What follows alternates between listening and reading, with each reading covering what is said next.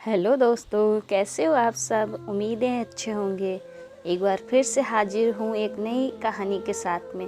पसंद आए तो प्लीज़ लाइक ज़रूर कीजिएगा और हमारे चैनल को सब्सक्राइब करके प्लीज़ हमें सपोर्ट करें। संघर्ष जीवन का, जो मुस्कुरा रहा है उसे दर्द ने पाला होगा, जो चल रहा है उसके पाँव में छाला होगा। बिना संघर्ष के इंसान चमक नहीं सकता, जो जलेगा उसी दिए में उजाला होगा। संघर्ष क्यों बचे संघर्ष से, संघर्ष ही तो जीवन की आत्मा है। जितना जीवन कठिन संघर्ष होगा उतनी ही शानदार जीत होगी। एक बार एक किसान भगवान से बहुत ही नाराज़ हो गया। किसान बहुत मेहनती था, बहुत मेहनत से वह खेतों में अनाज उगाता, उसकी देखभाल करता, पर अक्सर उसकी फसल खराब हो जाती। कभी सूखा पड़ जाता, कभी बाढ़ आ जाती, कभी तेज धूप, कभी आंधी, कोई ना कोई कारण बन ही जाता। एक दिन वह किसान गुस्से में आसमान की ओर देखकर भगवान से कहा, हे ईश्वर, आपको लोग सर्वज्ञाता मानते हैं कि आप सब जानते हैं। कहते हैं कि आपकी इच्छा के बिना एक भी पत्ता नहीं हिलता, पर मुझे तो लगता है कि आप छोटी से छोटी बात भी नहीं जानते। आपको तो यह भी नहीं पता कि खेतीबाड़ी कैसे करते हैं। अगर आप जानते होते तो हर समय जो बाढ़, आंधी और तूफान आते हैं वो कभी नहीं आते। आप नहीं जानते कि कितना नुकसान उठाना पड़ता है हम किसानों को। यदि आप मेरे हाथ में यह शक्ति दे दे कि जैसा मैं चाहूँ वैसा मौसम कर दूँ, फिर आप देखना मैं अन्न के भंडार भर दूँगा। भगवान इस किसान के तीखे वाक्य सुनकर मुस्कुरा रहे थे और वह किसान के सामने प्रकट होकर बोले, मैं आज से तुझे ये शक्ति देता हूँ कि तुम अपने खेतों पर तुम्हारी जैसी इच्छा हो तुम वैसा मौसम कर दोगे। मैं बिल्कुल भी दखल नहीं दूंगा, तुम्हारी इच्छा से सब कुछ होगा। किसान बहुत खुश हो गया। किसान ने गेहूं की फसल अपने खेतों में उगाई। जब उसे लगा कि खेतों को धूप चाहिए तो खेतों को धूप मिली। जब पानी बरसना चाहिए था तभी पानी बरसा। आंधी, तूफान, बाढ़ कुछ भी उसने अपने खेतों पर आने नहीं दिया। किसान के खेत में इस वर्ष ऐसी फसल हुई जैसे कभी नहीं हुई थी। हरी भरी लहराती फसल।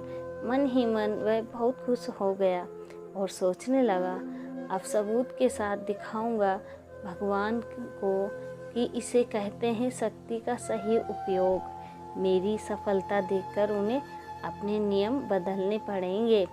लेकिन दिन गुजरे फसल कटने को तैयार हो गई। किसान बहुत उत्सुकता के साथ फसल को काटने लगा, पर जैसे ही उसकी नज़र गेहूं की बाली पर गई तो उसने अपना सिर पर पीट लिया और वह रोने चिल्लाने लगा। गेहूं की एक भी बाली के अंदर गेहूं का दाना नहीं था। सारी बालियां अंदर से खाली थीं। किसान बहुत दुखी हो गया। उसने मन भगवान को रोते हुए फिर पुकारा, हे प्रभु, आपने ये मेरे साथ क्या किया? क्या तुमने मुझे कोई सज़ा दी? भगवान बोले, पुत्र, यह तो होना ही था। तुमने पौधों को संघर्ष करने का मौका ही कहाँ दिया?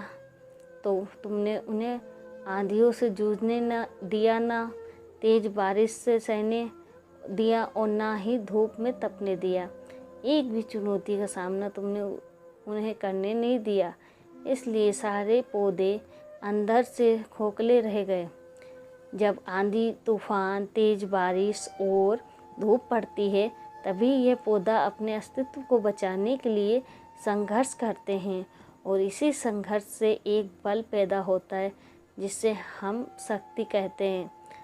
ऊर्जा होती है और यही ऊर्जा पूर्ति तुम्हारे गेहूं के दानों की तरह जो नहीं फूटी, उसमें तुमने उन्हें कठिन परिस्थितियों से गुजरने के ही नहीं दिया। जहाँ उनके अस्तित्व का जन्म होता है सारी बालियाँ इसलिए खाली हैं जिसमें एक भी गेहूँ का गुण दाना इसलिए नहीं था क्योंकि तुमने अपने परिवार को संघर्ष कराया ही नहीं।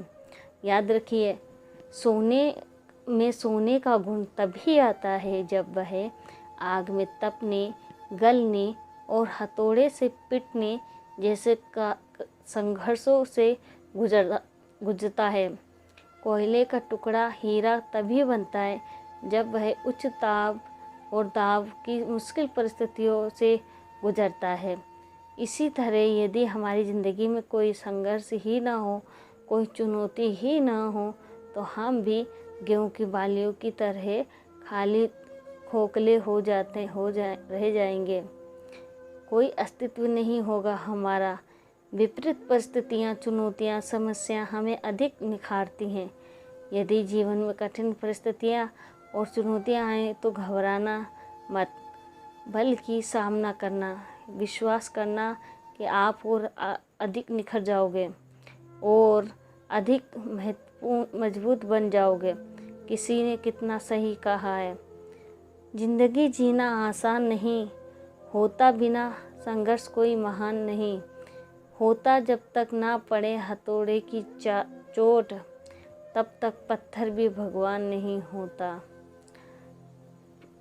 कहानी पसंद आई तो प्लीज़ लाइक कीजिए और रेड बटन को दबाकर हमारे चैनल को सब्सक्राइब करके सपोर्ट कीजिए प्लीज़। और दोस्तों, एक बात और बोलना चाहूँगी कि आप हमारी वीडियो को देख तो लेते हो पर लाइक कोई नहीं करता। सो प्लीज़ हमारे वीडियो को देखकर लाइक कर दीजिए, हमें सपोर्ट कीजिए। धन्यवाद।